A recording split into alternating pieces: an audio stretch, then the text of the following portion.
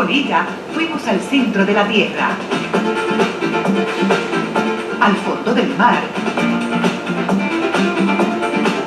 y a la luna. Con ella lloramos, reímos, vivimos. Puerto Rico TV, unidos en la celebración de los 60 años de la televisión en Puerto Rico.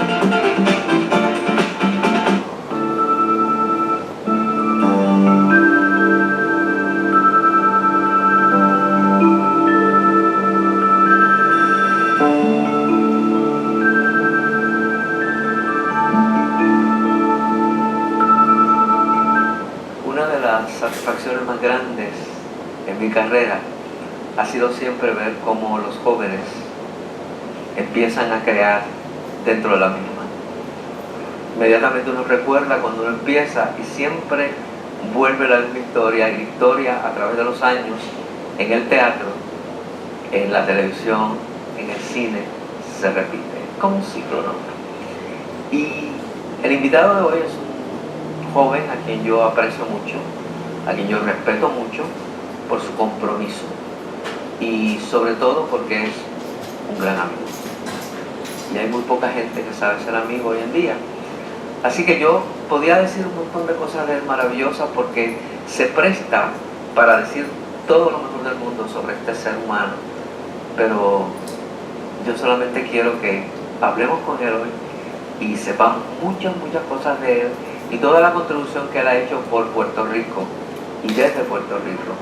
Así que, bienvenido, Luis Daniel. Muchas gracias por las palabras y es recíproco el sentimiento de la admiración. Gracias. A pesar de que tú te dedicas hoy en día, o se te conoce más como escritor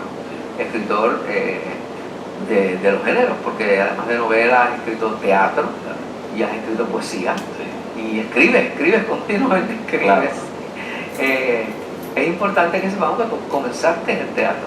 Comencé, sí, mis estudios son de teatro, de la Universidad de Puerto Rico, y siempre tuve estas peleas porque normalmente la gente va a teatro a estudiar actuación y yo nunca estuve dirigido hacia la actuación, siempre estaba hacia la dramaturgia y ahí, pero me preparé en toda, obviamente, en todas las...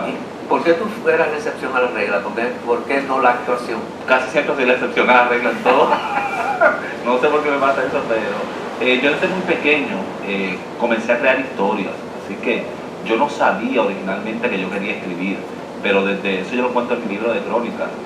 Yo recordando desde mi infancia, yo tenía 7, 8 años, yo hacía obras de teatro, lo que pasa es que no sabía que eran obras de teatro, pero yo cogía a mis vecinitos y los ponía en la marquesina de mi casa y yo le decía, tú vas a decir tal cosa y tú le contestas esto otro.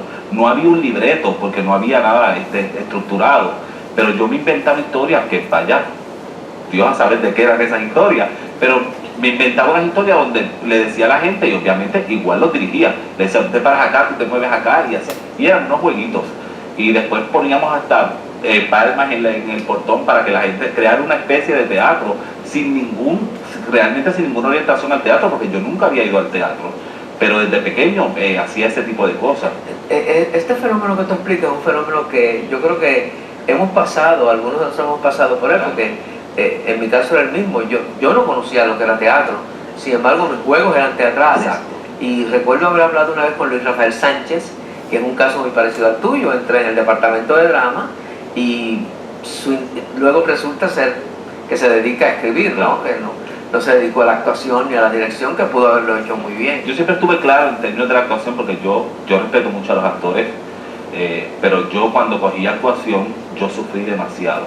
Yo comía repitiendo líneas, yo me acostaba repitiendo líneas, yo me bañaba repitiendo líneas y para mí era una angustia el día que yo tenía que presentar algo. Entonces yo decía, yo no puedo vivir con esta angustia. Después descubrí que la angustia mía viene desde otra parte, porque cuando uno escribe, igualmente nunca, o sea, escribir es un tormento, dejar de escribir es peor también, pero y de igual de todas las partes viene la angustia. Cuando uno escribe también tiene la inseguridad de lo que presenta, hasta último tiempo estás leyendo, corrigiendo, tratando de hacer los ajustes hacia todo. Así que yo creo que en lo que nos dedicamos al arte automáticamente estamos angustiados de alguna parte, pero siempre hay algún tipo de... Yo creo que en la creación del arte, y podemos hablar sobre esto un poco, hay algo que es quién va a recibir el producto, claro, y cómo lo va a recibir, y eso a uno le preocupa mucho o le pone mucho nervio, le pone mucha presión, ¿no? Sobre todo cuando escribes alguna cosa en específico, por ejemplo, cuando yo escribí La Viuda, yo tenía mucho temor por el personaje de Ela. Cuando yo la escribí, cuando creé ese personaje, yo sentía y decía, ¿cómo la gente va a recibir a este personaje? Después, para mi sorpresa, resultó que fue el personaje que la gente más adoró de toda la historia. Pero cuando yo lo creé y cuando yo le ponía los diálogos a ese personaje, a mí me resultaba que podía ser un personaje hasta vulgar.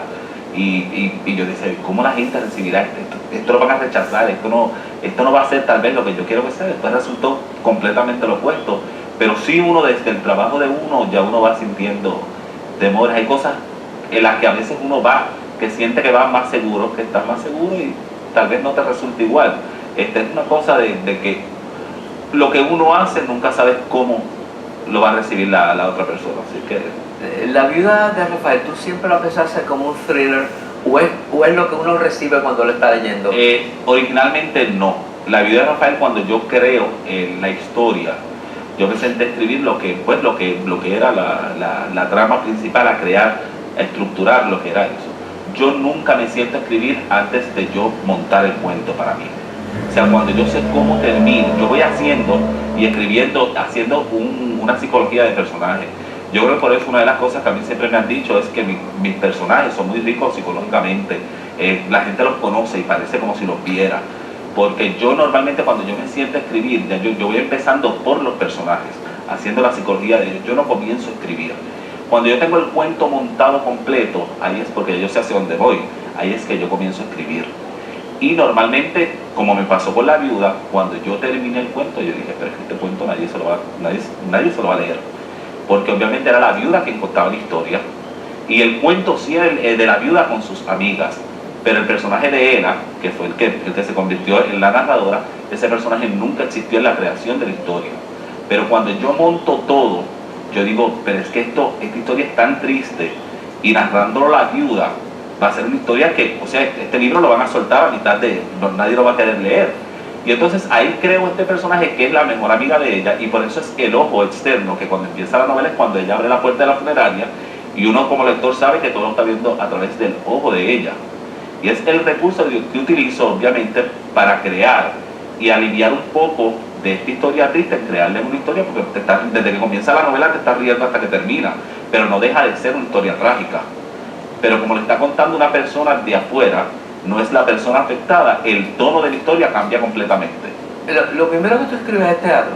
Lo primero que escribo es teatro. Yo escribí una obra que nunca se ha contado, que se tituló Algún Día, y después de eso, en la clase de dramaturgia, cuando hice dramaturgia avanzada con Ramos Escobar, fue la primera vez que se hizo un proyecto donde los estudiantes de dramaturgia nos uníamos con los estudiantes de dirección.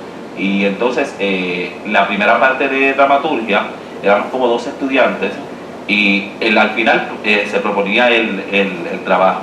Y en dramaturgia avanzada, él escogía 3 de esos trabajos con 3 estudiantes de dirección escénica y se montaron. Uno de esos trabajos que se montaron fue La Pesadilla del Sueño, que fue la obra que yo monté, que realmente ahora estamos hasta tratando de nuevamente montarla, porque es una obra que habla de la diáspora, en un momento como el que estamos viviendo, que es realmente muy pertinente abordar sobre ese tema. Y fue una obra que hicimos precisamente en la sala experimental, aunque era un trabajo universitario, porque coincidían las fechas, Victoria Vieja Espinosa y la estudiante era de ella, entonces conseguimos la fecha en Bellas Artes y la montamos allá. Maribel Quiñones fue como estudiante, la primera vez que estuvo en Bellas Artes fue con esa obra mía de La Pesadilla del Sueño. Y La Pesadilla de un Sueño fue un trabajo de una clase, que surgió de una clase. Surgió de una clase que fue la de dramaturgia avanzada, con dirección escénica. Y ahí ahí fue que comenzó todo el proyecto. Hicimos 2 funciones en la sala experimental de Bellas Artes. Yo siempre tuve la impresión de que tu primera obra era aquella obra infantil que protagonizó Ivana, que estaba Sara Jarque, Marian Pavón, Katy La Oruga. Yo pensé que esa había sido tu primera obra. Bueno, es la primera obra prácticamente profesional que hago, porque aunque esta fue en Bellas Artes, es una obra estudiantil, no era una obra, así que sí, esta es la primera obra que hago profesional. Siempre la recuerdo porque fue una obra que me trajo grandes satisfacciones, fue una obra muy bonita, muy infantil, muy bonito, muy bien logrado. Es bien interesante porque Katy La Oruga, en el momento en que se presenta, y para siempre, sigue siendo uno de los mejores trabajos de teatro infantil. Sí. Si se considera, ¿verdad?, el teatro infantil como un género aparte. Y yo pensé que era un maravilloso escritor que empezaba a escribir teatro infantil y que esa iba a ser su línea, y qué bueno que hay teatro infantil, que hay teatro infantil del bueno, etcétera, etcétera, etcétera. De momento uno lee la vida de Rafael Dice no para y nada. no tiene nada de infantil, No. Es otra, aunque es otro género, es otra parte. ¿Has vuelto al teatro infantil? ¿Has pensado alguna vez retomar? Porque es bien importante. Sí, o sea, sí lo he pensado, pero no he vuelto a escribir teatro infantil. Para mí me parece que es un campo muy descuidado en Puerto Sí. Rico, y no, yo no, ¿verdad?, sin ánimo de criticar algunas presentaciones teatrales que se hacen con el nombre de teatro infantil, que hacen mis compañeros, ¿verdad? Pues algunas dejan mucho que desear, Claro. entonces no tienen aquellos elementos que yo considero, yo que he trabajado tanto en cursos, ¿verdad?, de creatividad y todo lo demás con niños, pues me parece que es algo que se pierde muchas veces. Y el Katia la oruga tuyo tenía todos aquellos elementos que hacían interesante, o que hacían para el niño interesante el teatro, y le despertaban un interés en el teatro. Claro. A mí, algo que me sucede, por ejemplo, con Katy, que creo que fue algo importante dentro de las mismas reseñas que había, era que Katy era una obra para niños, pero estaba muy pensada para los adultos. Muy bien. Entonces los chistes, eso era como que los padres que vienen a traer a los niños al teatro se integraban dentro de la obra. Y entonces para mí fue excelente esa obra, recuerdo muy bien. Ok, Daniel, vamos a hacer una pausa, Claro dejamos que el sí. tema atrás y tomamos otro tema contigo, porque son muchos los temas. Sí, espero que sí. Gracias.